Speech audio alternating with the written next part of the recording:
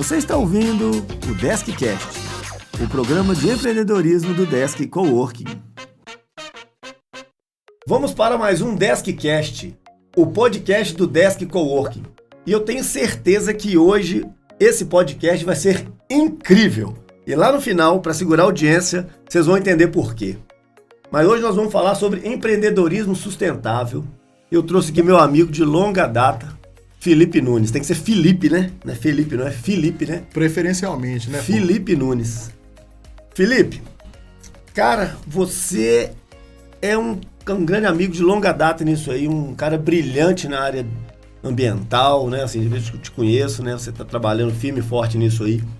E eu, quando eu fui te pedir o mini currículo, aí eu falei assim, não vou ler isso tudo, não. Eu vou deixar para você fazer a apresentação aqui, porque aí você consegue, de uma forma mais clara e transparente, aí, falar para a nossa audiência aí um pouquinho da sua trajetória, da sua carreira, que momento que você está vivendo agora. Traz para mim, seja super bem-vindo e vamos falar um pouquinho aí desse tema que você trouxe para a gente aí, que é de suma relevância aí. Com muito prazer, primeiramente agradecer, né, pelo espaço, essa audiência sua, já tô vendo que é um sucesso aí o seu podcast, é um grande prazer para mim estar aqui. Estamos começando. E você me acompanha há muito tempo, né? Enfim, a gente já bateu muita bola nessa vida aí. Brevemente, eu tenho mais de 20 anos de experiência no mercado de consultoria e assessoria ambiental. Tive a oportunidade de viajar o Brasil inteiro a trabalho, são mais de 400 projetos que eu participei de licenciamento, de regularização ambiental de empreendimentos de infraestrutura pelo Brasil todo. E, realmente, ultimamente eu tenho ocupado algumas cadeiras de representação em conselhos deliberativos de licenças ambientais. Tenho também a SMASH, que é uma empresa de desenvolvimento de projetos de energia, né? Então, assim, legal. Hoje eu me dedico... sou acadêmico de Direito atualmente, tenho me dedicado a alguns estudos na temática de ciências sociais, voltados para correlacionar essa temática ambiental também. Então, realmente, assim, os cabelos não tão brancos à toa, viu? Pode ter certeza. Faz tempo, tá? Isso aí não foi esse tanto de coisa que deixou seu cabelo branco, não. Não vem com essa história, não. Mas aqui, você lembra que de um episódio nosso, a gente estava em algum canto aí, conversando, e eu te perguntei como é que você estava, você falou assim, eu tô fazendo direito. Falei, como assim direito? E agora, depois de um tempo, você já realizou o curso aí e tal, já é bacharel, né? Ainda não, estamos formando, né? Aí. Tá. Em breve seremos. Então, aí eu falei assim, poxa, ele vai fechar essa parte do direito, que é um curso super rico, super importante, com essa questão ambiental, que eu não tenho dúvida nenhuma que demanda esse apoio, né? Jurídico. Sim. E como é que você conseguiu casar isso? Ou vou fazer outra pergunta. Como que você falou assim, olha, o direito vai me ajudar a evoluir nisso? Olha, sobretudo observando, eu acho que essa é uma característica principal de quem trabalha com regularização ambiental. Porque eu digo que a gente surfa num mar de imprevisibilidade jurídica, né? Todo dia surge uma norma nova, surge uma deliberação normativa, uma lei diferente. Então a gente tem que estar sempre muito atento para que a gente possa desenvolver os trabalhos da forma mais assertiva possível. E, ultimamente, com esses últimos acidentes que ocorreram aqui no estado de Minas Gerais, né, sobretudo esses de barragens, né, de contenção de rejeito, realmente foram tragédias, né, que sensibilizaram e muito, não só o poder público, como, né, toda a sociedade em geral, e isso culminou com um aumento da judicialização. Isso já é uma tendência que vinha, mas assim, isso, vamos dizer assim, aumentou essa demanda de ações judiciais, de responsabilidades por danos ambientais, né? Então, eu enxerguei aí uma possibilidade de me capacitar, de me instrumentar através do curso de Direito, para poder, né, nos próximos 10, 20 anos, poder também oferecer esse tipo de serviço para a nossa clientela, que assim, sempre está voltada para o desenvolvimento de projetos que envolvem riscos ambientais, sim. Entendi. E assim, você deu um exemplo aí que ele é mais impactante impossível, né? Ou seja, teve que acontecer uma tragédia para que talvez houvesse algum movimento nisso aí, sabe? Mas me conta uma coisa, Felipe, como é que você vê essa importância da consultoria ambiental aí no cenário atual nosso? Ou seja, obviamente tem tem um pouquinho da última pergunta que eu te fiz. Mas tem, além desse cenário, assim, abrange mais coisas, assim, essa importância no cenário atual, assim? Olha, o seguinte, o mercado mudou demais, né? Há 20 anos atrás, os estudos de impactos ambientais, que são vinculados à fase de viabilidade, né, de licenciamento ambiental, eles eram muito menos complexos, né? Então, eu vejo isso como um reflexo de como a sociedade pós-moderna vem encarando essa necessidade de conservação do planeta para gerações futuras. Inclusive, eu costumo dizer que o termo sustentabilidade, né, o termo desenvolvimento sustentável, que, enfim, nas últimas 2 décadas esteve em voga pelos mercados afora, é um termo que é insustentável, se eu posso assim dizer. Por quê? Porque hoje a gente percebe que o ser humano ainda não conseguiu coexistir em harmonia com a natureza, né? A gente vê que é crescente aí os processos de alteração do meio ambiente em função de impactos negativos das atividades econômicas humanas, né? Então, eu gosto de reforçar isso, que o termo sustentabilidade hoje em dia ele já está um pouco desatual. Eu prefiro substituí-lo por responsabilidade. O desenvolvimento responsável ambiental. Por quê?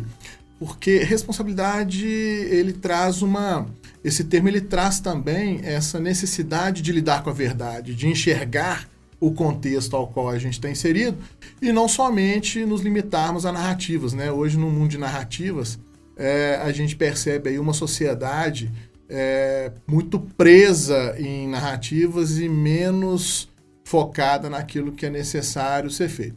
Então, da minha parte, o que eu posso contribuir dentro do debate, reforçando essa ideia, essa premissa da responsabilidade, como que uma consultoria pode assessorar de fato um empreendedor que vai ali, dentro de todo o ordenamento jurídico, atuar demonstrando os impactos da sua atividade, os mecanismos de controle desses impactos, potencializando também, por que não, aqueles impactos positivos.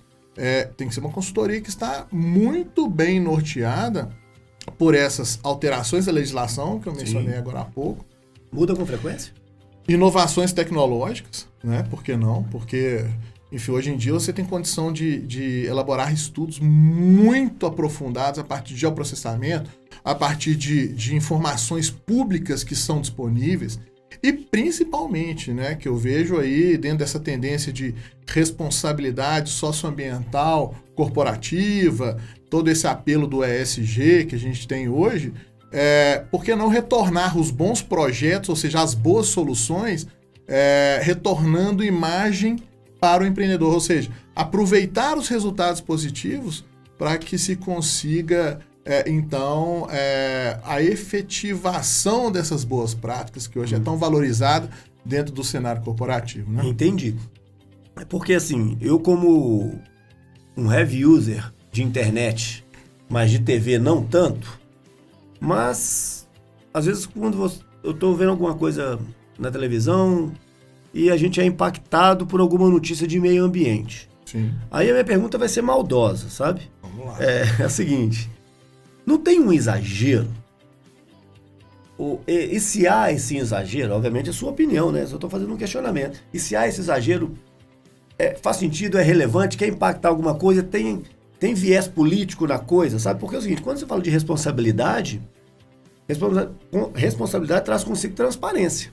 Então a gente precisa ser transparente com o ser humano aí, né? Eu não estou falando de um descarte de uma garrafinha de água, né? Obviamente isso vai impactar lá na frente, mas de uma série de ações conjuntas que pode, de fato,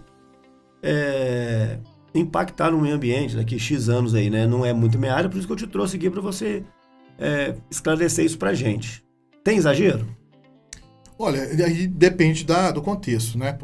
Depende do caso concreto. O que eu posso te dizer, em linhas gerais... O derretimento das... Como é que chama, gente? Fugiu o nome agora? Das geleiras. Das geleiras? Das calotas das polares. Calotas polares, né? Cara, sempre quando eu escuto isso, os caras dão porrada pra caramba no... Não, é fato que o planeta passa por mudanças, existem vários estudos científicos, e aí eu gosto de falar também o seguinte: dentro do ambiente técnico, não tem como fugir da verdade. Entendi. É ciência, né? Porque se baseia na ciência. E aí a gente tem um aprendizado recente, sobretudo no cenário pós-pandemia, onde a gente passou um bom tempo menosprezando os resultados da ciência.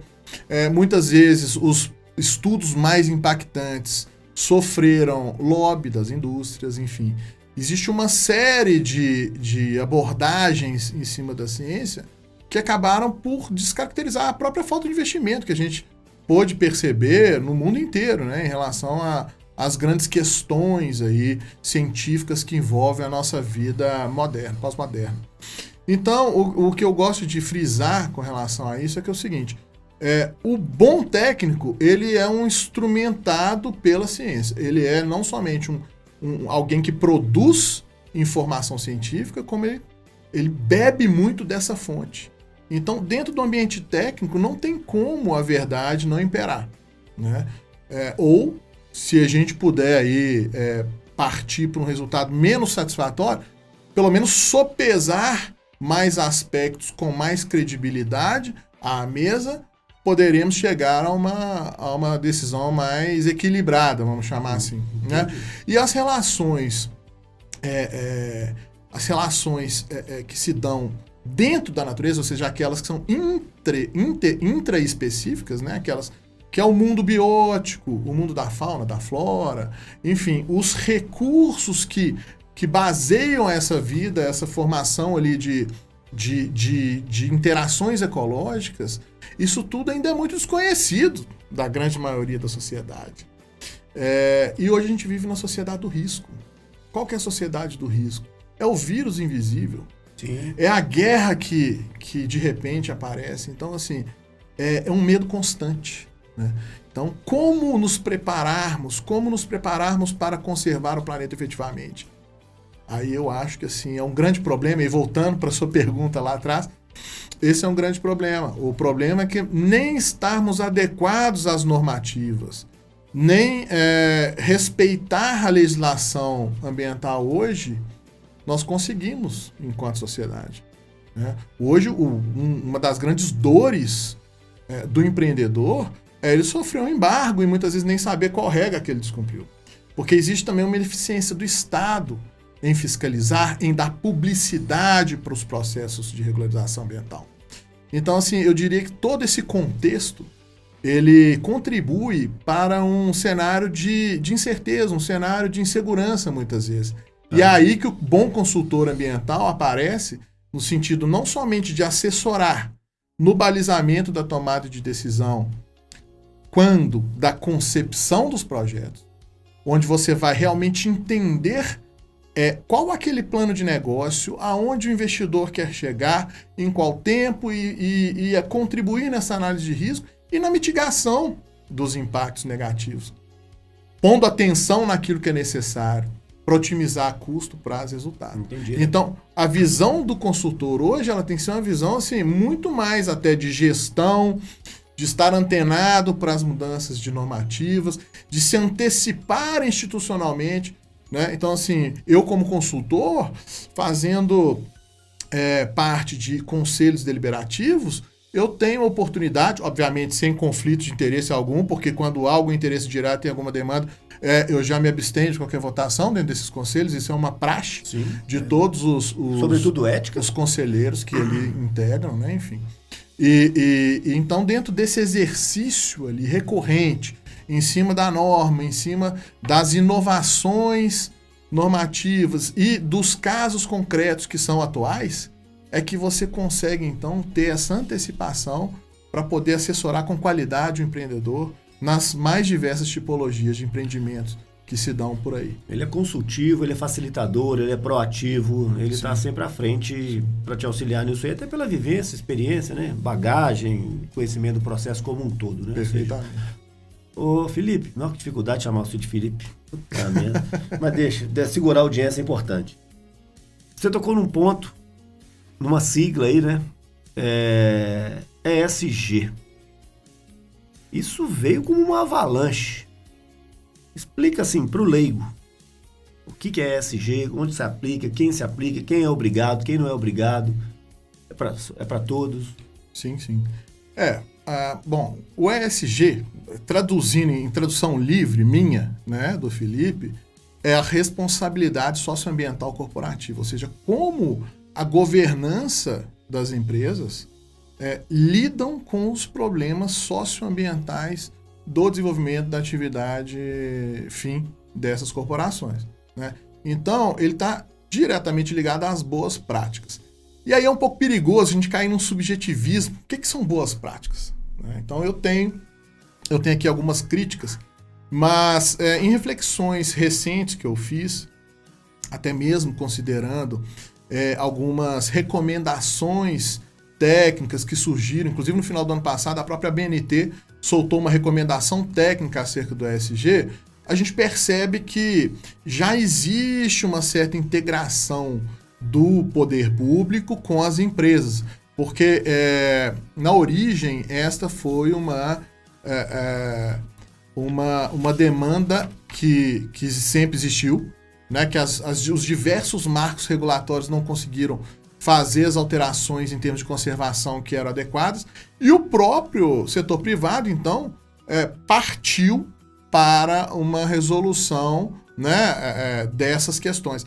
Mas eu tenho aqui também as minhas críticas em cima, embora ainda seja um tema muito recente, porque a gente pode perceber que muitas vezes as empresas que já têm lá uma área dentro da empresa, um time de ESG, muitas vezes não estão nem adequadas à legislação ambiental. Tem para ter. Dentro das atividades que desenvolve, ou seja, então assim, o que eu considero de fato uma excelente iniciativa dentro do ESG é quando você, através de bons projetos, existem excelentes projetos no Brasil hoje, existem inúmeros cases de sucesso, você consegue metrificar esses parâmetros de sucesso dos projetos. Então, vou te dar um exemplo aqui. Isso, já ia perguntar. Vamos falar para o cara que é leigo. Vamos falar de uma comunidade pobre, um aglomerado dentro de uma cidade, onde você vai aplicar um treinamento de gestão financeira para pequenos negócios. Vamos falar da cabeleireira, da pessoa que vende um hambúrguer ali para atender aquela comunidade, enfim, o borracheiro, quem seja. Você tem ali, de repente, dentro de um programa de desenvolvimento socioambiental, você tem ali boas práticas de gestão de resíduo. Você tem boas práticas no sentido de economia financeira. Como que aquela pessoa vai aprender a gerir um fluxo de caixa? Você tem o aporte de pequenas quantias de investimento naqueles pequenos negócios. Uhum. E você estabelece, na linha do tempo, alguns parâmetros para serem monitorados. E aí, a partir da metrificação desses parâmetros, a correlação desses parâmetros e os resultados que você consegue obter depois de um determinado prazo, você consegue estabelecer dinâmicas de transformação efetiva dentro daquelas comunidades que você poderá replicar isso para o resto da cidade, para o resto do estado, para o resto do país. Então, eu vejo este caminho como um caminho onde o ESG realmente é transformador. Mas tem isso dessa forma que você citou aí, que é brilhante. Já tem isso sendo aplicado, existe. Resultados? Porque hoje, a bandeira ESG, na minha visão, assim, falando de forma bem generalista e sem querer também ser o chato que aponta o dedo só pro ruim, sim. Mas a gente percebe, por exemplo, que hoje em dia a bandeira ESG ela serve muitas vezes como uma ação de marketing. Aí eu vou injetar dinheiro aqui numa comunidade, mas eu não vou medir qual transformação eu tive por conta disso. Então, assim, eu acho que assim, os bons projetos eles têm que ser incentivados e eles têm que ser publicizados. O resto da sociedade tem que ter o conhecimento desses bons projetos. E aí você já imaginou, nesse caso que eu mencionei aqui, nesse exemplo que eu dei, se ao final de 10 meses você tem um aumento da renda familiar média deste grupo de pessoas que foram impactadas por um projeto desse, e você consegue realmente transformar aquela realidade de uma maneira sustentável, aí o sustentável faz sentido. Aí o ESG brilha. Né? Entendi. Então, assim, eu acho que essa que é a tendência, na minha visão, assim, do ESG. E aí depois você tem toda essa parte aí tecnológica, de mercado, a tokenização, né? Enfim, o tratamento desse tipo de resultado dentro das dinâmicas corporativas, enfim, como um ativo mesmo, como um ativo monetizável, né? Enfim, aí que eu acho que assim, a gente chega num resultado fim excelente. Porque falando como empreendedor e lá no início, né, também já fui muito ajudado, e hoje a gente busca replicar isso aí, essa questão, principalmente da gestão empresarial, falando administrativa, financeira, de trato humano ali, das relações humanas e tal, se isso vem de uma empresa grande, de uma indústria, né, enfim, né, vamos só dar uma segmentada aqui para conseguir dar o exemplo, essa pessoa dessa comunidade, eles vão se sentir pertencidos, né? Ou seja, e o efeito manada positivo, de uma agenda positiva disso aí, é legal, porque aí vamos dizer, a iniciativa não parte só de quem tem que oferecer o ESG, seja por motivos que você disse aí de marketing e tal, mas que ele também vai conseguir ver um resultado e a pessoa que está sendo impactada lá, ela vai ganhando maturidade, vai ganhando inteligência, vai se relacionando com outras pessoas e ela mesma pode propor melhorias, talvez não para a comunidade dela, para ela, ou seja, a gente criou um networking do bem ali de uma maneira muito legal. Mas é o que você lembrando, disse. Tá, Paul, que você tocou em 2 pontos muito importantes, que é o da participação e da publicidade. Sim. Né? Esses princípios, eles já existem dentro do nosso conjunto, nosso arcabouço jurídico, né? Enfim. E eles já estão, inclusive, positivados dentro das normas de regularização ambiental. Ou seja, desde lá da fase de regularização ambiental, nós fugindo um pouquinho da temática ESG, né?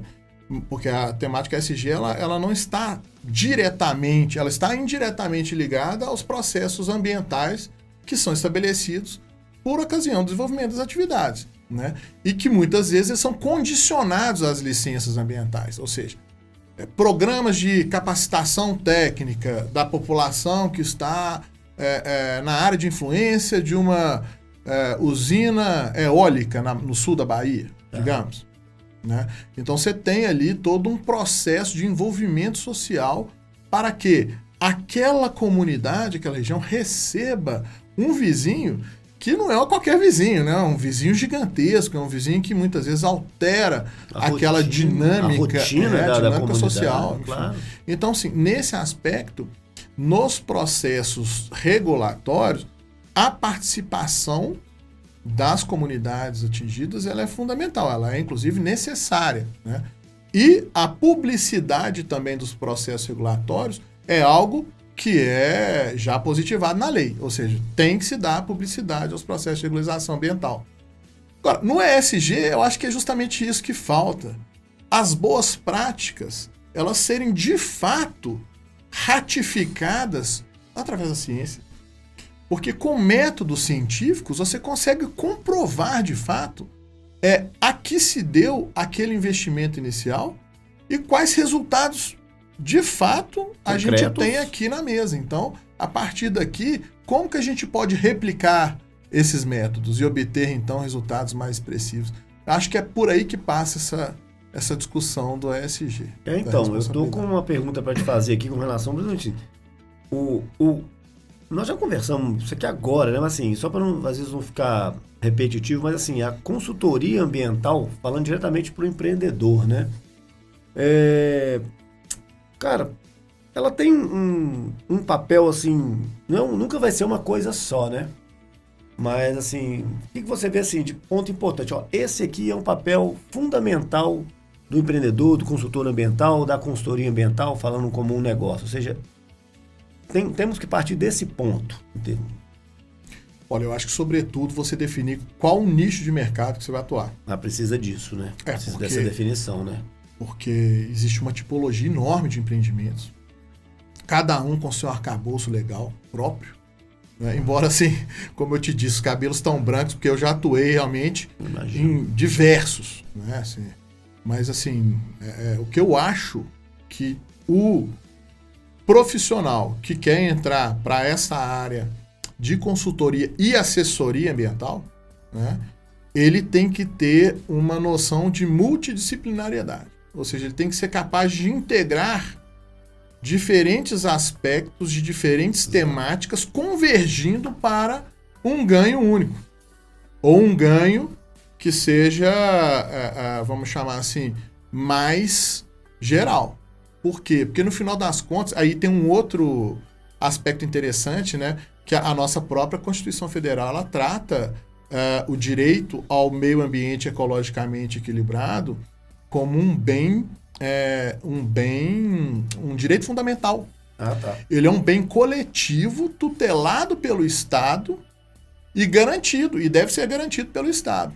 Então, nesse sentido, a escolha sobre aquele conjunto de impactos negativos, aquele outro conjunto de impactos positivos, a atividade econômica em si e como que as dinâmicas serão alteradas a partir da implementação daquele empreendimento num determinado local, com influências diretas e indiretas para a sociedade, é uma escolha da sociedade.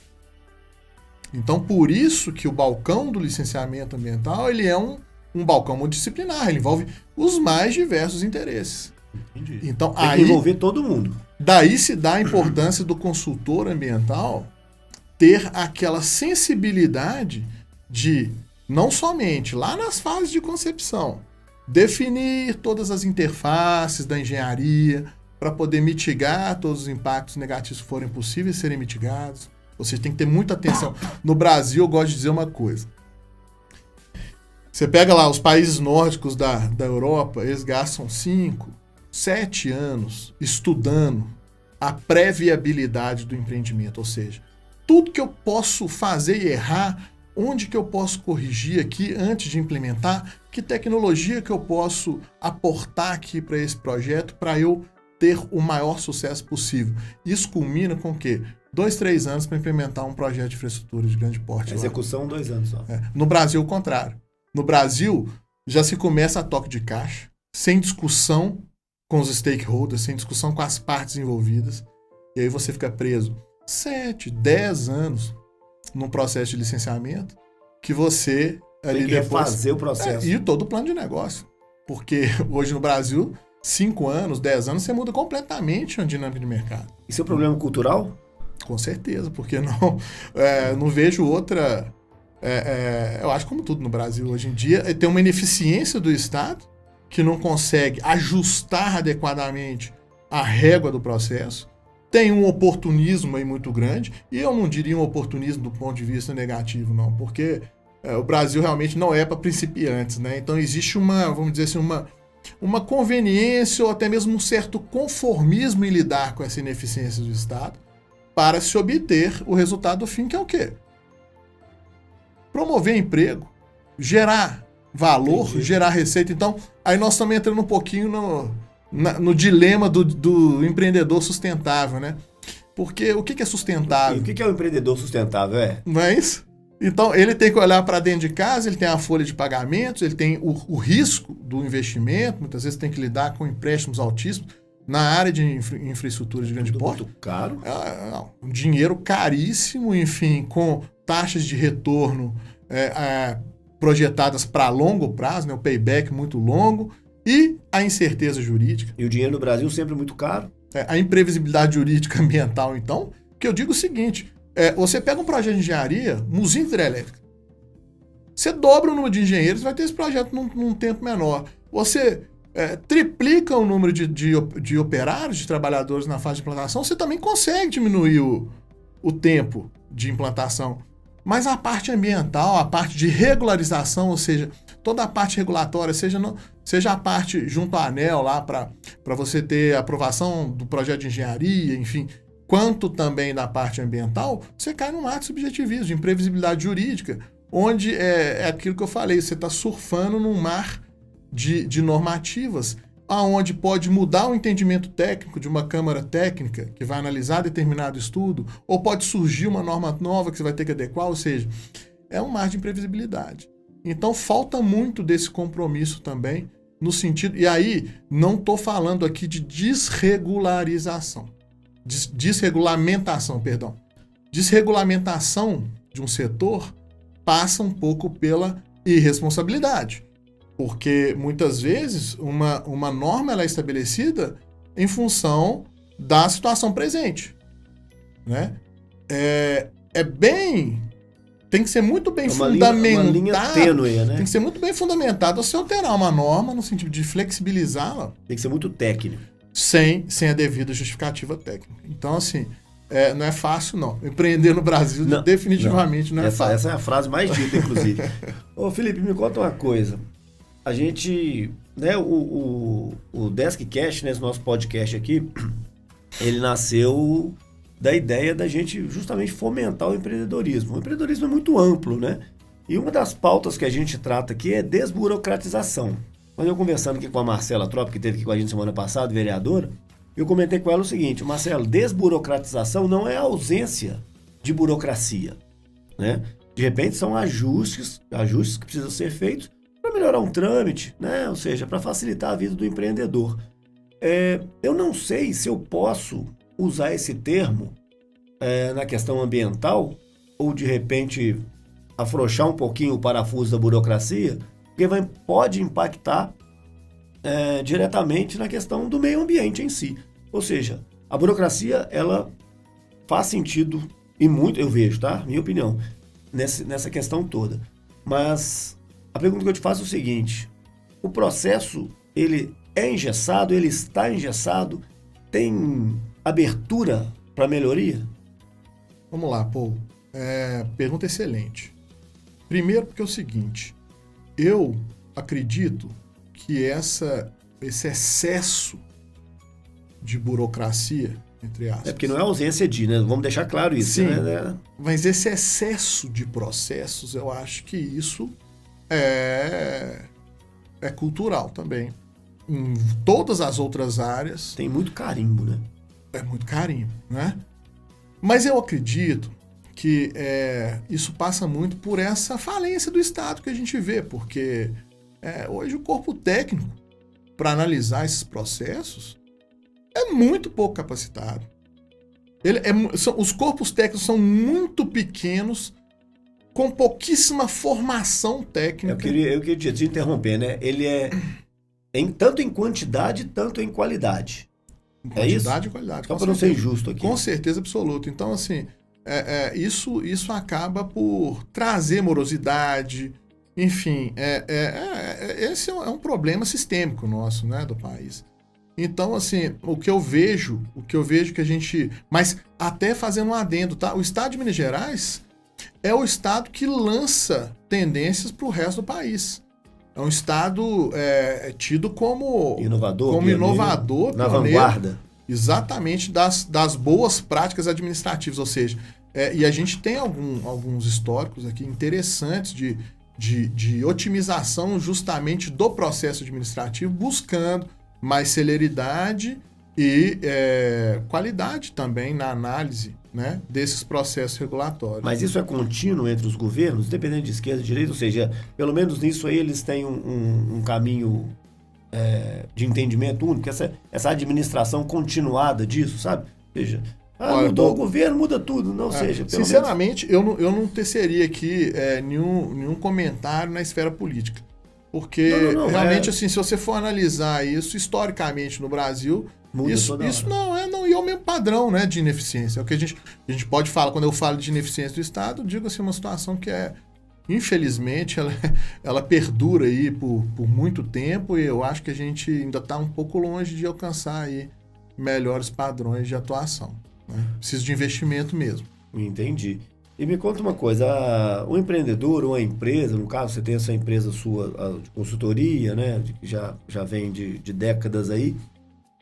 A Topo Ambiental é uma operação recente. Recente, né? Porque eu fundei uma outra empresa, né, em 2004.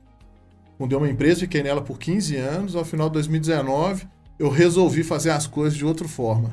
enfim, busquei uma... A Topo é antes pandemia? A Topo eu comecei... É engraçado você ter essa perspicácia de perguntar. Realmente, a gente começou 3 meses antes do lockdown. 3 meses antes. Eu me lembro que foi final de novembro, eu abri o escritório e pus aqui para dentro. Em 15 de março, lockdown. Por que Topo? Topo ambiental. Topo é um lago da Nova Zelândia. Mas escreve T-A-U-P-O. T-A-U-P-O. T-A-U-P-O. Depois, se você puder passar aí os links das nossas redes sociais, vai ser interessante. Aqui, esse podcast é muito organizado. Vai ter um momento aqui que o meu ponto aqui vai falar, tá na hora disso, aí nós vamos fazer o jabá aqui. Mas sobre o nome Topo, que é interessante, eu tenho uma experiência particular nesse lago. Na Nova Zelândia. Na Nova Zelândia. Se não me engano, é o maior lago de origem vulcânica do mundo. E é uma região muito bonita, realmente. E eu tive uma história de superação particular lá. Eu tive o insight de usar esse nome, primeiro por ser um nome pouco comum, e o nome da empresa anterior eles nos copiaram, né?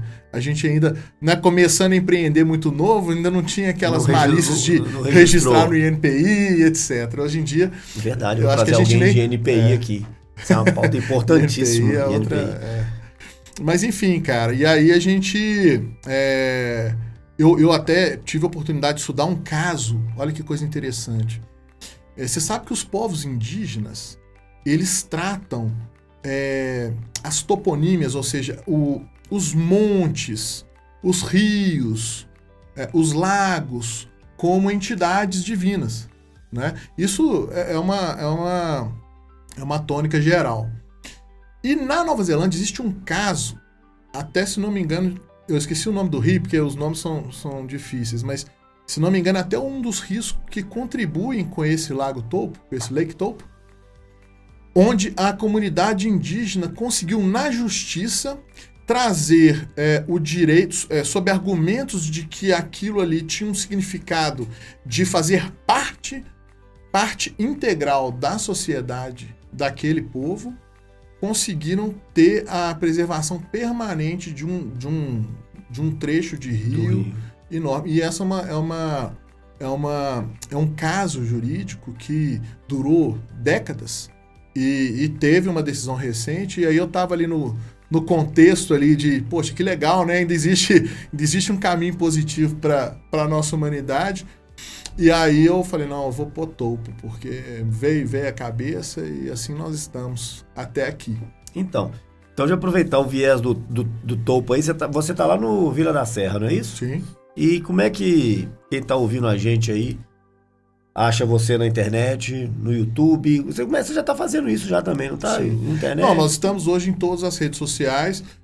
No Instagram eu tenho tanto o perfil pessoal, que é onde eu tenho o meu blog pessoal, onde eu trato das você tá com blog. As principais questões aí, regulatórias, enfim, as discussões relacionadas ao meio ambiente, ao direito ambiental. A gente tá colocando conteúdo muito bacana. É o Nunes, @Nunes. Esse é o pessoal. É o pessoal. Nunes, consultoria, _ambiental. Tá. E o Topo Ambiental é @Topo Ambiental. Em todas as redes vão estar mais ou menos com essa tecnologia. O site também, YouTube, o site é .com.br, né? Legal. Então, www.topoambiental.com.br.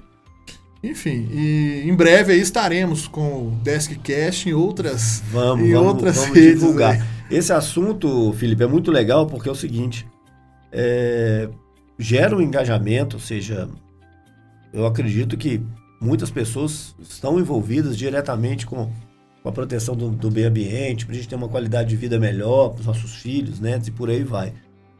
E como a gente está também no YouTube, assim como você também está, a gente sempre deixa lá os comentários em aberto, sabe? Então a gente recebe lá esses questionamentos, a gente até incentiva mesmo. O pessoal, de repente, está assistindo a gente aqui, consegue assistir, olha que legal, em vídeo. Atualmente a gente já consegue receber essa informação hoje pela manhã, que a gente já consegue, pelo Spotify, no vídeo, fazer os comentários. No YouTube também, comumente, isso também consegue fazer esses comentários. Então, quem tiver alguma curiosidade, alguma dúvida, quiser mandar pra gente aqui, o momento não é ao vivo, né? Isso aqui é uma pena, né? Mas nós vamos fazer ao vivo um dia ainda. Ao vivo vai ser interessante, a gente responde na hora. Mas fica à vontade, a gente sempre responde todos os comentários. Mas se for muito técnico, rola a bola para você e você desembola isso aí. Não tem problema nenhum, não. Pô, inteiramente à disposição. E se você me permite, eu vou Claro. fazer uma parte rápida. Eu passei por um momento de ressignificação pessoal muito forte nos últimos 6 anos. Sim.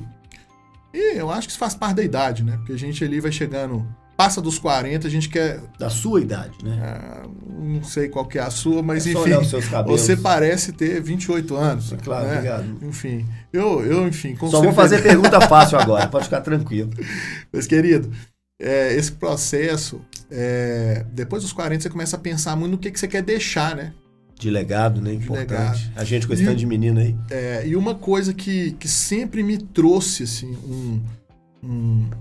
um apelo muito forte interno é de repassar a experiência, porque se as pessoas podem aprender com a experiência de alguém, seja ela negativa ou positiva, né, cabe a ela operacionalizar ou não aquilo na vida dela. Então, assim, eu penso muito nessa geração de novos gerentes ambientais, de pessoas que estão ocupando já essas diretorias de ESG das empresas, ou a própria gestão ambiental em si, seja em que nível for, público, privado, que seja.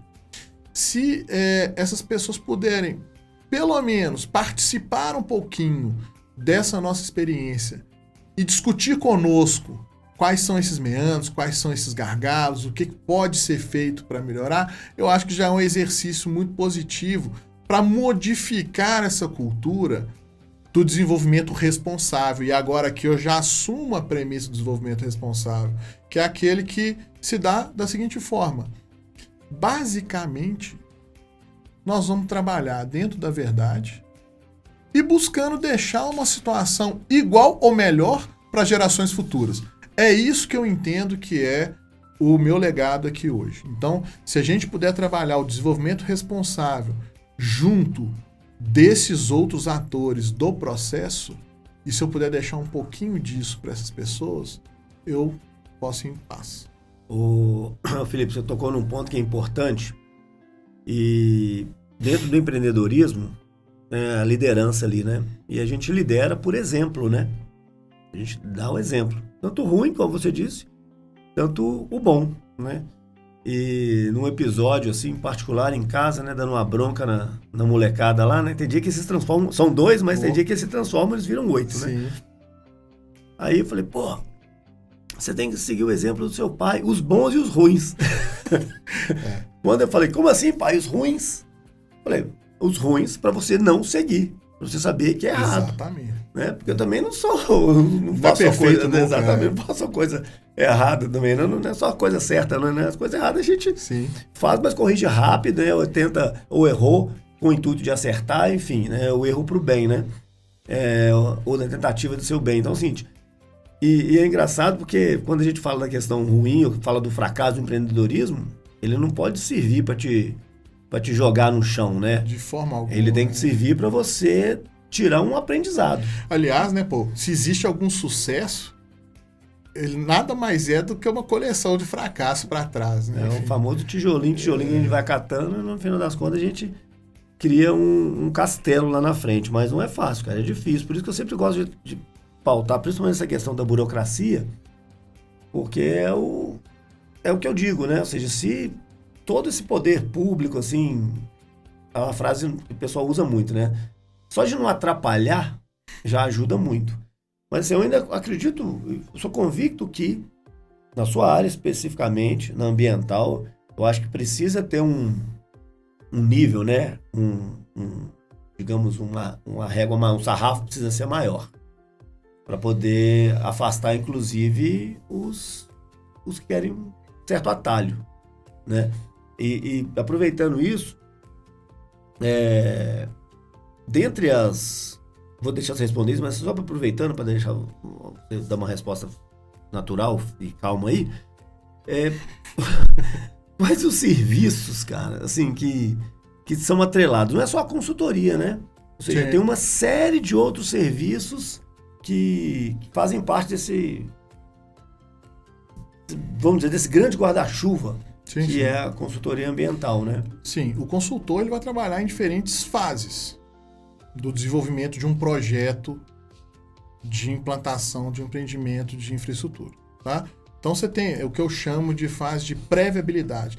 Esse produto é um produto que nós desenvolvemos mais ou menos uns 10 anos atrás, na outra empresa ainda, e que é um produto sensacional. Pô, é o que eu chamo de estudo de sensibilidade multicritério. O que é isso? Já ia perguntar. Estudo de sensibilidade multicritério, sobre vários critérios que nós vamos utilizar uma metodologia para a gente estabelecer pontos sensíveis dentro de um projeto. E quais são esses critérios? Critérios ambientais que são correlacionáveis, né, e que podem receber pesos de importância. Então, como é que a gente faz isso? A gente pega vários layers de geoprocessamento, né? Então eu tenho lá fator de erodibilidade deste polígono, dessa região, ou seja, essa região delimitada que o projeto vai estar. Eu tenho aqui erodibilidade, tendência à erosão. Eu tenho carreamento de solo. Eu tenho inclinação, ou seja, eu vou correlacionando fatores que vão convergir para um determinado impacto, que é o ponto seja sensível. Ele negativo Esse ou é o ponto positivo. sensível. É o ponto Ponto sensível. sensível e ponto crítico é a mesma coisa? Não, né? Não. Se você quiser dar o conceito de crítico para o sensível, que cabe também, né? Não, seria. Mas nesse caso... Pra tentar casar com um projeto. Porque o que a gente consegue no final desse trabalho é um mapa. É um mapa. Onde, imagina uma linha de transmissão de 600 quilômetros. Tá? Hoje em dia tem vários leilões de concessão de linhas de transmissão que o governo faz. E o investidor, para poder bidar nesse leilão, ele tem que ter um número, tem que ter uma conta ambiental. Então, esse estudo é muito adequado para essa fase. Por quê? Porque você pega a diretriz preferencial que os projetos preliminares definiram. E você fala, aqui vai cortar um rio, vai cortar uma comunidade quilombola, uma montanha, enfim. E aí você vai definindo quais aqueles pontos de atenção, aqueles pontos sensíveis ou críticos, como você disse, dentro daquele exercício ali. E você gera um mapa. E esse mapa, depois, ele pode ser usado, inclusive, para gerar interfaces nos desenhos dos projetos de engenharia. Aqui eu vou criar um vértice dessa linha para fugir desse determinado problema. Ou não, aqui dá para lidar com isso. Ou muitas vezes até balizar a tomada de decisão se vale a pena ou não seguir com o projeto. Se é viável econômico, né? Exatamente.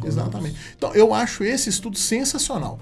Os outros estudos, eles já são mais formatados para as normativas, para os termos de referência que envolvem cada etapa do licenciamento, que é a licença prévia, aquela que vai confirmar ou não a viabilidade de um projeto, a licença de instalação, que é uma vez confirmada a licença prévia, em se implantando os mecanismos de controle adequadamente pré-instalação, você tem a licença de instalação deferida e dali você pode então começar a construir o seu empreendimento, ou seja, promover aquelas alterações no espaço alvo do licenciamento, né? E aí como que a gente entende o processo de regularização ambiental? Nada mais é do que um instrumento que o Estado tem, né? O Estado chamou a federação, ou o Estado mesmo, né? Ou os municípios, no sentido de fazer o devido ordenamento territorial e zonear ecológica e economicamente aquele espaço. Isso tudo é pré. Não, isso agora eu já estou na fase de instalação, na fase de construção. Então você tem uma série de outros programas ambientais que nada mais são do que mecanismos de controle para aqueles impactos que são gerados ali, tá? E em se cumprindo adequadamente essa fase, você tem então a licença de operação. A licença de operação é aquela que te autoriza a desenvolver a atividade fim a qual você se propôs lá na famosa LO. É a LO. E aí, durante a vigência da LO, tem também uma série de programas de mecanismos que têm que ser instaurados com controle periódico do Estado e essa LO ela é renovada, né? Então, enfim, aí são vários subprodutos ligados à fauna, à recomposição de áreas afetadas. De áreas afetadas. Você tem a parte de composição de flora em alguns casos. Enfim, por aí vai. É uma gama de os projetos sociais, né? Os projetos socioeconômicos que são estabelecidos também. Desculpa te interromper. Desculpa nada, você é amigo. Aqui, um serviço que eu vejo que deve ser a continuidade disso. A gente vê falar muito. Monitoramento. Ou seja, não é simplesmente você construir uma linha de transmissão ou qualquer empreendimento desse porte, que são imensos, normalmente. Mas há depois também um serviço de monitoramento que esse empreendedor ambiental, digamos assim, esse consultor ambiental, ele pode também agir. Monitoramentos, no caso, por exemplo, você tem o monitoramento da fauna, é isso que você está se referindo? Monitoramento ambiental. Monitoramento... O que eles chamam de monitoramento? Deixa eu melhorar minha pergunta, então. O monitoramento ele é um mecanismo de controle. Mas ele está desde o início ao fim ou ele só entra depois? Ele só entra a partir da fase pré-instalação, instalação e operação. Perfeito. Por quê? Porque você tem que ter um parâmetro pré para você poder continuar monitorando ao longo das outras etapas subsequentes, correto? Então, assim, muitas vezes, imagina uma usina hidrelétrica. Você vai fazer um barramento num rio. Então ele tem uma dinâmica lótica, ou seja, corrente, e você vai tornar esse ambiente lêntico, ou seja, uma água mais parada, né? Como que fica montante, a jusante. Isso, como que ficam os peixes? Como que ficam os peixes dentro desse contexto? Então você tem os mecanismos, vai ser o caso de se estabelecer um elevador para poder transpor esses peixes para montante, como você colocou, para cima da barragem, ou você tem também outros mecanismos de controle desses impactos negativos. O monitoramento, você está se referindo, ele serve para quê? Para que você entenda se esses mecanismos estão sendo efetivos ou não, se eles precisam ser alterados ou não. E até foi bom você ter tocado nesse tema, porque ultimamente, dentro do estado de Minas Gerais, a gente tem visto muitos inquéritos civis públicos do Ministério Público investigando esses monitoramentos de fauna. Eu tive a oportunidade de prestar algum serviço para o Ministério Público de Minas Gerais em inquéritos onde existia uma falta de efetividade de monitoramentos de fauna após 10 anos. Então, esses inquéritos buscavam apurar se a partir da ineficácia desses monitoramentos poderia se presumir dano ambiental efetivado ou não. Então, são estudos mais complexos que envolvem uma interpretação muito mais aprofundada das dinâmicas ecológicas e também dos recursos abióticos, ou seja, a qualidade da água, a qualidade da mata que está ali estabelecida para compor aquela comunidade faunística, aquela comunidade de animais. Então, assim, são estudos mais complexos. E eu diria que tem outros também, Paul, nessa linha assim, de sair um pouco daqueles mais proformáticos do licenciamento, que são os pareceres técnicos, né? Que eles vão em diversas direções, como, por exemplo, desde a resolução de uma disputa arbitral, de uma câmara arbitral, essa própria assessoria ao Ministério Público e outros diversos, como perícias técnicas ambientais em processos. O leque é muito amplo.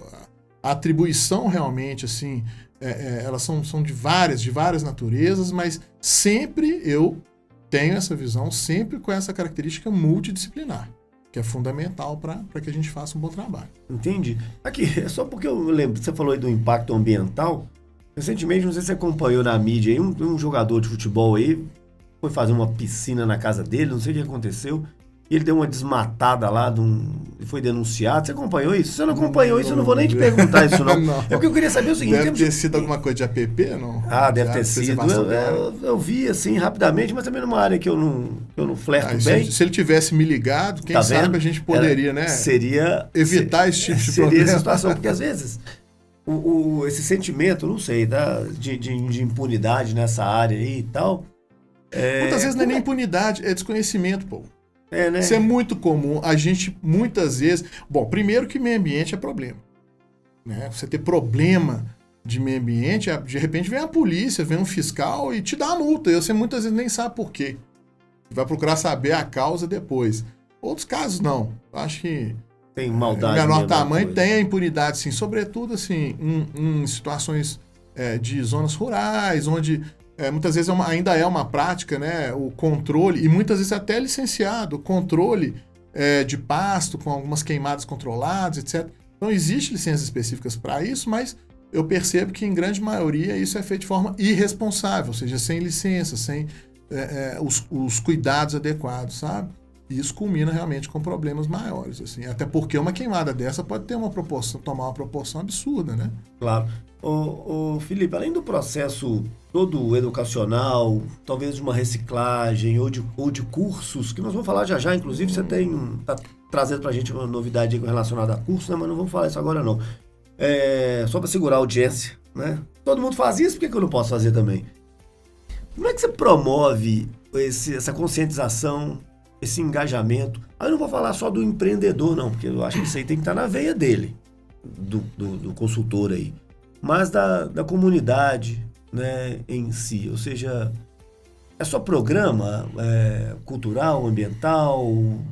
Eu acredito muito, um pouco como empreendedor, que todo o processo passa por uma educação. Sim, sim. Tem que ser educação, de tudo. Mas como é que engaja essa turma? Como é que motiva eles a fazerem isso? Pô, eu não tinha dúvida que vir participar desse podcast seria uma oportunidade Cuidado muito que o melhor bacana. tá por vir. Sabe por quê, cara? As suas perguntas elas são muito afinadas com esse propósito meu. E olha que a gente nem brifou, hein? A gente nem brifou nada assim, aqui antes. Mas o meu rascunho aqui, cara, assim, quem tá vendo a gente pela internet, tá tudo escrito frente e verso, é igual o contrato da Caixa. Você só não me mandou antes para poder Lógico estudar, que não. né? Aí Engraçado. é graça, velho. Mas deixa eu te falar, isso é muito importante. Esquecer, pô, o negócio aqui é organizado, eu te falei. Eu tô vendo. A turma que é organizada consegue ir na sexta-feira comigo, né? Né? Não tem uma turma dessa? Você não é organizado. Querida, deixa eu te explicar uma coisa muito importante. Eu tenho buscado, para promover esse engajamento, trazer temas atuais, temas cotidianos. Eu vou te dar um exemplo, esse exemplo é até legal, tá? Compartilhando aí com você, com a sua querida audiência. Eu ganhei um prêmio, cara, em 2021, de melhor projeto de pesquisa científica desenvolvido na Faculdade Milton Campos. Tá? Sério? E esse prêmio, ele me emocionou demais. Por quê? Porque não somente a parte de construir um entendimento, né? Não somente do estado da arte sobre matemática, e aí eu vou te falar qual que é a temática dos riscos associados ao 5G. E eu sei que é um cara da tecnologia, você sabe que o 5G é fantástico, é uma inovação tecnológica sensacional, assim. E o 6G, que hoje já é uma realidade aí. Então, assim, eu e um professor, né, o professor André Rubião, que eu tenho, assim, grande honra de mencionar o nome dele, porque ele realmente me trouxe de volta para esse universo da ciência. E, sobretudo, o que eu falei um pouco aqui hoje no nosso papo, que é de buscar a instrumentação na ciência para os problemas cotidianos, com vistas a buscar soluções realmente assertivas, né? Esse trabalho do 5G, a gente fez um apanhado global de como as sociedades que estavam sendo impactadas pela implantação das estações radiobase, né, as estações de transmissão de dados sem fios para consolidação da tecnologia 5G, estavam reagindo aos seus efeitos negativos. Pô, Felipe, que efeitos negativos, né? Se é que eu posso presumir que você me faria essa pergunta. Existem mais de 2.500 estudos comprovando que dados sem fio causam diversos efeitos negativos na saúde humana. Não somente a saúde humana, de animais, abelhas. Existem estudos até com árvores, que quando são posicionadas próximas a uma antena de transmissão de dados sem fio, e aí você vai fotografando ao longo do tempo, o dossel da árvore começa a fugir daquela antena. Então, sim, são vários os efeitos negativos. Inclusive com relação a celulares, etc. Mas isso é pouquíssimo falado, pô. Isso é pouquíssimo falado. Se eu te disser que na Suíça, os moradores de um bairro explodiram uma estação radiobase porque começaram a passar mal, né? E dados da própria Anatel aqui no Brasil, lembrando que o leilão de dados da rede sem fio, do Wi-Fi, se não me engano, tem 1 ou 2 anos, não mais do que isso, né, do 5G. É necessário hoje se aportar 5 vezes o volume de antenas para se implantar o 5G. Ou seja, nós estamos falando de um aumento da exposição em 5 vezes. E aí a gente fez esse estudo comprovando que haviam conflitos de interesses dentro da Organização Mundial de Saúde, onde os órgãos técnicos que assessoravam a OMS no balizamento da tomada de decisão e construção de normas que ela replica como políticas de saúde sanitária para o resto do mundo, todos os integrantes desses órgãos eram ligados à indústria de telecom. Tá explicado. Ou seja, então isso demonstra muito o tipo de sociedade que a gente está vivendo, onde as decisões são tomadas com base em lobby da indústria. E aí tem um fator que é agravante, e aí nesse sentido eu pude até tomar frente em 2 ocasiões, que eu fui à Assembleia Legislativa de Minas Gerais discutir sobre esse assunto. Eu fui na Câmara dos Vereadores de Belo Horizonte também para discutir sobre esse assunto. E o que a gente percebe é que existe uma organização por parte dessas organizações muito mais efetiva, de peso, com inúmeros atores atuando em diferentes etapas para simplesmente calar qualquer tipo de questionamento a respeito. E o questionamento que a gente vai fazer nada mais foi do que o seguinte: não há dúvidas. A gente não é militante contra a tecnologia de forma nenhuma. Todo mundo usa telefone. Você imagina a internet das coisas, os carros não tripulados diminuindo, né, os índices de acidente. Você imagina você ter um problema grave de saúde e poder ser operado por um médico do outro lado do mundo que é especialista naquele problema. Ou seja, não há dúvidas que o aumento da velocidade de dados de internet só vai trazer muito bem para a sociedade. Por outro lado, a que risco social a que risco social que a gente está disposto a passar por isso? Já vou fazer a pergunta. Né? Como viver em harmonia? Existe uma harmonia? Aí que eu vou voltar na sua pergunta, no seu insight de pouco tempo atrás. O que falta é a participação social. Por que que não se deu conhecimento? E aí aqui, neste caso, a gente está passando por um processo tanto no Estado quanto nos municípios. Essa é uma prerrogativa dos municípios de legislar acerca do licenciamento, né? Mas existe hoje sim uma desregulamentação dessa atividade para favorecer a implantação, que é natural quando se tem, enfim, uma necessidade dessa, e aí entende-se, de certa forma, como um bem comum, né? Uma utilidade pública. Sim. Né? Uma atividade de utilidade pública. Mas por trás disso, existe uma série de impactos que não estão sendo considerados. E aí não se trata aqui de, mas tem problema. Não, vamos sentar e discutir? Vamos usar o princípio da precaução e dar um tempinho e vamos sentar e vamos discutir o que a gente pode construir no sentido de algo que seja bom para todos. E aí eu acho que eu respondo e deixo aqui também uma reflexão para a sua audiência. A que risco que a gente está disposto a participar de todo esse impacto de inovação tecnológica na nossa vida? A gente já vê os efeitos pós-pandemia nas crianças, que não puderam brincar na rua e ficaram muito presos às telas, né? Enfim, existe uma série de questões que demoram 10, 15 anos após a implantação dessas tecnologias para a gente tomar conhecimento desses efeitos negativos. E aí, então, o que eu tenho buscado hoje, de uma maneira assim, até bem atuante, é engajar essa comunidade que se interessa pelos temas que eu trago, para que tomem conhecimento, muitas vezes, de problemas que estão aí, que estão sendo muito pouco divulgados, mas que elas possam também ter o senso crítico e serem atuantes também dentro de um processo de transformação. Porque eu acho que é só assim que a gente vai conseguir mudar a cultura, pô. Ô, Felipe, você tocou num ponto aí e eu não vou me ater somente no recorte que você fez ligado às telecomunicações, não, né? Muito antes disso, nós mineiros, principalmente os belo-horizontinos, a gente é impactado negativamente com a falta de eficiência na mobilidade urbana. Sim. Você acha que isso é culpa de quem, né? Não vou entrar em viés político de nada, não, mas, cara, é lobby de empresários do setor, né? Que ninguém me mate, mas assim, você é muito inteligente para saber isso também, não. Agora, uma outra polêmica também criada com relação aos carros elétricos, né? Me corrija se eu estiver falando bobagem. Eu li superficialmente. Depois eu fui interrompido e parei minha leitura.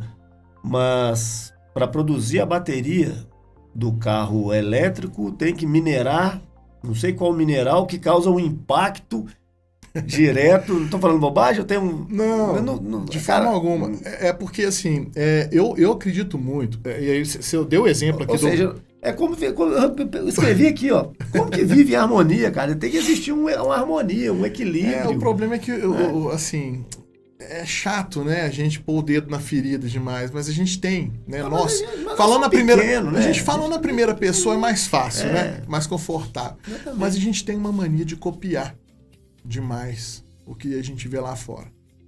E muitas vezes existem estudos, aí eu te confesso que eu não tenho esses números aqui para trazer, até vou ficar com esse para casa, quem sabe para o nosso próximo episódio aí. Mas parece-me que outras soluções, como por exemplo o próprio etanol, que já tem uma cadeia, já tem arranjos produtivos locais estratégicos que podem, enfim, contribuir demais para a matriz energética no cenário de descarbonização, né? Nós estamos falando de descarbonização. Pode ser, talvez, algo a ser considerado ao invés desse aporte maciço que a própria indústria está fazendo, né? Ou seja, se você pegar a história da indústria alimentícia dos Estados Unidos, é isso, né? Assim, em um determinado momento, as pessoas começaram a morrer de infarto, juntaram as associações e foram atrás das indústrias. Então, beleza, agora nós vamos tirar gordura dos alimentos. E aí o que fizeram? Encheram de açúcar. Aí o pessoal começa a morrer de diabetes. Não, então agora, peraí, volta pro sódio. Então, assim, são situações que eu vejo assim, existe uma dança aí de interesses, né? Cada hora é um interesse que tá ali no centro do salão. Então a gente tem que ter organização, mais organização. Mas também acho, sabe, que falta esse papel do Estado em dar esse espaço para que nós possamos, enquanto sociedade, deliberar melhor acerca desses... Quais avanços a gente quer ter, né? Vou fazer uma defesa aqui dos órgãos públicos do Estado e tal. Você acha que há interesse da população em saber disso ou só há o interesse, aí questão cultural, né? Ou só há o interesse quando está ligado direto ao umbigo dela, ou seja, esse negócio vai me pegar diretamente. Né? Porque se tá nos outros, ele não chegou até aqui, foda-se, né? Só que muitas vezes a gente nem sabe o que tá... A falta de consciência de pensar no coletivo. Porque isso tudo impacta no coletivo. Sim. A pessoa pensa só nela, Sim. Aí ela esquece que ela está no coletivo também. Deixa eu só voltar um segundinho, é rápido. Deixa. Não, Nesse tem 4 horas para falar com você. Nesse estudo que nós fizemos do 5G, cara, tem um estudo de uma professora aqui de Belo Horizonte. Ela fez a tese de doutorado dela correlacionando casos de óbito de câncer, aqueles que evoluíram para metástase. Ela encontrou uma correlação positiva das pessoas que moravam num raio de até 700 metros de estações radiobase. Só que o estudo dela foi feito na década de 90. Aí, respondendo um pouquinho da sua pergunta, desse questionamento que você trouxe agora, muitas vezes as pessoas mal sabem a que riscos que elas estão sendo colocadas. Mas uma coisa ninguém duvida. Quem tomou a decisão de colocar aquela antena ali? Foi o Estado. Então, assim, é nesse sentido que eu acho que é muito pouco descrito como são esses processos de tomada de decisão. É muito pouco divulgado qual a sua verdadeira forma de participar. E é por isso que a gente continua sofrendo, de certa maneira, esses impactos de políticas que são influenciadas pelos mais diversos interesses possíveis. E olha que a gente não precisou falar de partido político, de tendência, de nada disso. Mas essa é uma questão do mundo, cara. Mas isso é uma questão, desde que o mundo é mundo, que é assim. Todo mundo é bem mal, não tem um negócio assim que fala assim, né? O meu lado mal... É o homem-lobo do homem. O que, como é que é? O homem-lobo do homem é o sentido lá da gente viver em sociedade, né? Exatamente. O meu lado mal me fala refletir no seguinte sentido. Vai chegar aquela antena aqui, como é que você chama? Unidade, estação de radiobase, é a mesma coisa que antena, é isso? Sim. Vamos falar para leigo aqui. Daqui a pouco vai ter isso em sinal de trânsito, vai ter isso em cima de lixeira, umas caixinhas de sapato. A primeira coisa que o cara pensa, nós vai estar no meu lote. Tô pegando meu celular. Meu sinal melhorou. E a segunda que ele pensa é o seguinte, poxa, vai entrar uma grana extra. Sim. Porque paga para essa antena, essa estação radiobase estar no lote de alguém. Sim. Então, ou seja, a primeira coisa que ele pensa é vai melhorar o meu sinal e vai entrar dinheiro. Aí, acho que o segundo, terceiro raciocínio fala assim, pô, vou ter que pagar a conta do hospital. Não, se essa merda me impactar daqui 40 anos, eu já vou estar morto, então foda-se. Porque a gente já é a primeira, me corrija se estiver errado, mas nós somos a primeira geração a usar o celular.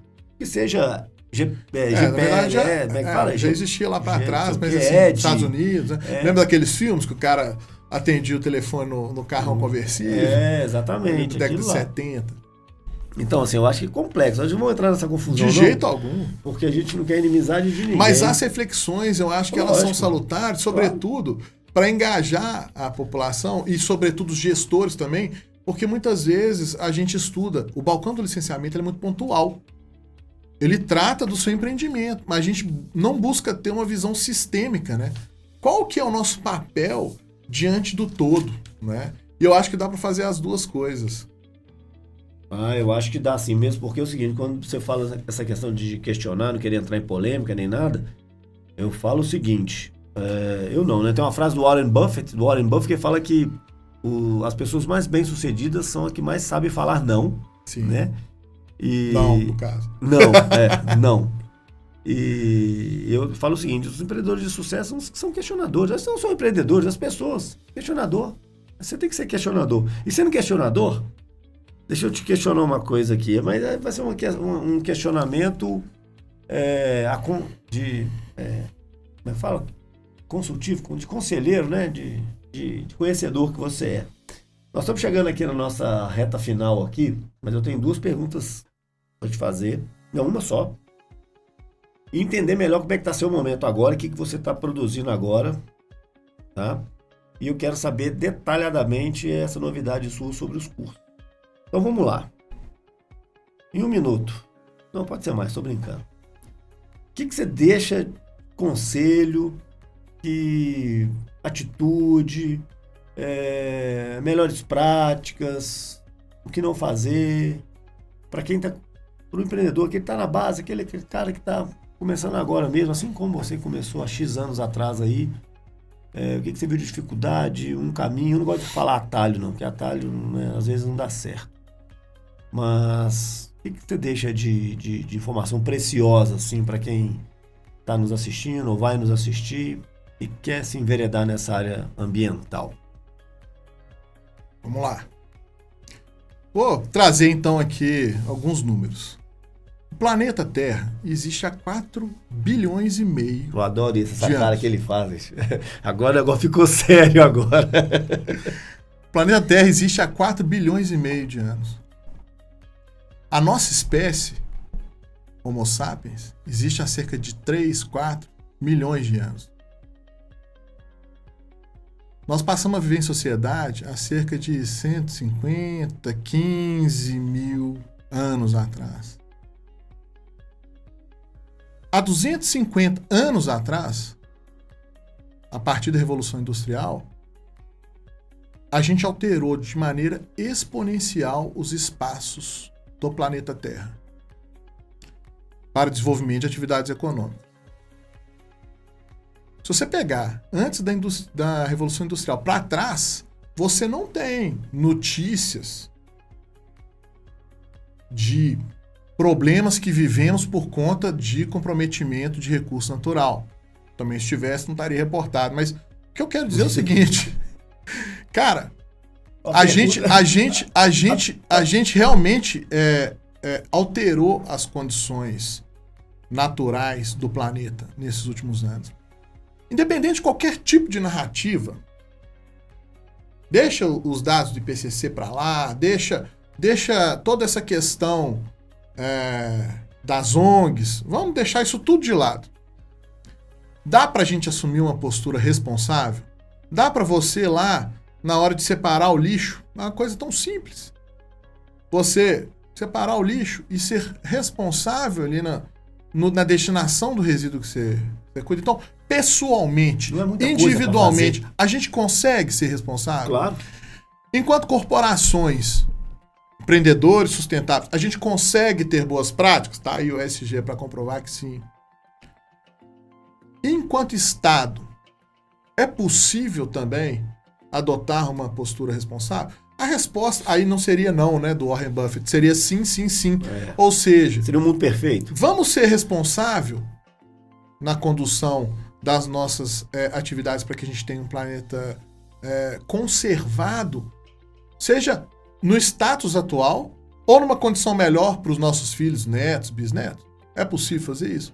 Eu acho que a atitude está dentro de cada um de nós e a resposta também, por consequência, dentro de cada um de nós. É essa reflexão que eu deixo para nós aqui hoje. Legal. E eu vejo o seguinte, que um pouquinho das coisas que a gente faz de forma individual atinge de uma forma muito agressiva no coletivo, né? Sim. E assim, você foi, bom caminho. Você foi muito criterioso nisso aí, ou seja, não é que você tem que fazer uma coisa grande de uma vez, não. Mesmo porque você nem dá conta. Mas se você fizer a sua parte bem feita, principalmente nessa questão aí, coisa básica, né? Separar o lixo, né? Tem vários exemplos, né? Vários, exatamente. Agora, ô Felipe, me conta aí o que você está fazendo agora e me dá detalhe aí. Você está com um curso de gestão de projeto ambiental. Sim. É um infoproduto. Sim. Né? Ele já está pronto? Já está pronto. Já posso vender ele aqui? Podemos abrir o carrinho amanhã. Sério? Sim. Pô, você tinha que me falar, a gente abria hoje. Então a gente faz um ao vivo e faz. Vamos fazer um lançamento, né, especial para ele. Esse curso é o seguinte, pô. Ele traz um pouquinho dessa experiência. Não, mas espera aí. Ele já está pronto mesmo? É só, abrir o carrinho? Isso. Ah, então nós vamos abrir esse carrinho. A ideia é passar um pouquinho dessa experiência, né, de mais de 20 anos como gestor ambiental, para quem tem interesse e até para os entusiastas, né, da questão, porque como a gente está falando de responsabilidade, de planejamento, de gestão, acompanhamento de processos, eu acho que qualquer pessoa, até para desenvolver o seu papel social de cobrança, seja das organizações, do seu semelhante ou do próprio Estado, tem interesse em aprender um pouquinho sobre isso. Então, a ideia é abordar toda a temática de gestão de projetos ambientais para o público em geral, dos gestores ambientais, seja os analistas ambientais, os gerentes ambientais, enfim, aqueles que atuam diretamente com essa temática, mas também, por que não, aqueles entusiastas que queiram entender um pouquinho mais sobre o tema. Tá? E eu estou fazendo isso com muito carinho. Isso é um projeto mesmo de vida e a gente espera, com isto, impactar, né? Por que não, outros estados, outras comunidades aí ao redor do país, claro, para que a gente possa, de fato, cumprir esse propósito que é disseminar uma mudança mesmo, uma mudança na prática da cultura. Como que a gente gere e utiliza os recursos naturais, né? E como que a gente pode empreender, como empreender sustentavelmente a partir de uma premissa um pouquinho diferente da atual. E falando um pouco mais do curso, ele está gravado já, tem e-book, tem material... São aulas ao vivo tem e outras gravadas. Também. E um material muito amplo escrito com diversas referências que a gente veio buscando ao longo dos últimos 2 anos que a gente está preparando isso. Inclusive, eu tive a oportunidade de dar esse mesmo curso no último congresso do Conselho Regional de Biologia da 4ª Região, que a 4ª Região hoje integra 4 unidades federativas, né? Distrito Federal, Goiânia, Minas Gerais e Tocantins. Esse congresso foi aqui em Belo Horizonte, ele foi um sucesso, esse curso que eu dei, mais de 95% de aprovação. Então, assim, eu realmente falei, poxa, isso aqui eu acho que não dá para ficar preso aqui só nesse grupo de pessoas que foi recorde de inscrições, inclusive, do congresso inteiro. Então, aí por aí que eu tive essa ideia de disseminar, então, esse conhecimento para mais gente. Não, e é ótimo, assim, e infoproduto, né? A gente teve até aqui no último bate-papo nosso aqui também, com o Abramo, né? O Alexandre Abramo, que é um amigo nosso em comum, né? Tá na plataforma da Hotmart. Me encorajou muito a seguir com essa ideia do curso, eu não sei se você sabe disso. Não sei. Um cara fantástico. Ele é ótimo mesmo. Então, deixa eu te pegar aqui de calça curta aqui. Vamos fazer o seguinte... Vamos colocar na descrição do vídeo lá, né, Paulo? Faz esse favor pra gente aí depois. Passa o endereço direitinho e agora que vem elas. Vamos criar aqui um cupom de desconto pra essa turma? Uai, depois dessa, né? Tipo assim, intimado, né? Depois a gente cerca o Abramo lá e vê se ele aí já não é problema. Mas aqui, pô, sem brincadeira. A gente cria lá o cupom DeskCast. Eu vou dar pra sua audiência, quem falar que viu aqui no Paul, no peço... DeskCast, deixa eu fazer a promoção. Quem falar que viu aqui no DeskCast e mencionar o porquê que você vai me chamar de um apelido aqui daqui a pouco. Não vou não. Quem colocar lá, Jornada Incrível... Já tá na defensiva já. Jornada Incrível, 10% de desconto. Jornada Incrível? 10% de desconto. É o cupom? 10% de desconto. Jornada Incrível. Aqui, ele acabou com a minha piada. Ah, lógico. Não, então maravilha aqui, ó. Jornada Incrível. Sabe por que é incrível, gente? Porque ele não parece o senhor incrível. Quem tá vendo aqui pelo vídeo, todo mundo vai ter que ver. E quem chegou até aqui, Jornada Incrível, vai ter um desconto lá pro curso. Eu vou fazer questão de ver. Pode colocar o link do curso aqui na descrição. Pode. Vai ser um prazer receber todo mundo fala lá. Também o link. Tá no Hotmart, eu vou te mandar direitinho. Gestão de Projetos Ambientais, Felipe Nunes. Ótimo, tá? Então. Isso aí a gente depois ajusta isso aqui na nossa operação ali. Ô, Felipe, Não, deixa quieto, não vou falar não. Senhor incrível. Aqui, muito obrigado pelo carinho. Grande prazer estar aqui com você. Estamos sempre à disposição. Tá sempre um abraço para sua audiência aí. E que a gente possa se encontrar em breve. Não esqueci de te parabenizar. Não esqueci não, tô lembrando agora de parabenizar pelo prêmio. Parabenizar pelo prêmio. Você é um cara merecedor disso aí. Você é um cara super sério, super autêntico, super transparente. Trouxe aí pra gente aí o que acontece um pouquinho nesse mundo do empreendedorismo sustentável, né? Não pode falar sustentável não, né? Pode? Não, nós vamos começar tudo de novo. Responsável. Exatamente. Ó, te agradeço de coração. Seja sempre bem-vindo. Isso aqui vai se estender por mais tempo. E o pessoal que quiser tirar alguma dúvida ou ficou alguma questão aí em aberto aí, muito termo técnico que a gente utilizou aqui. Eu não, ele. Coloca no comentário aí que eu tenho certeza que ele vai responder. Pessoal, muito obrigado mais uma vez por acompanhar a gente. E não esqueça de compartilhar isso aí. Esse conteúdo bem compartilhado, não tenha dúvida que você vai estar ajudando não só a gente, mas como as outras pessoas também que precisam dessas informações aqui. Um abraço, fiquem bem. Tchau, tchau. Abraço.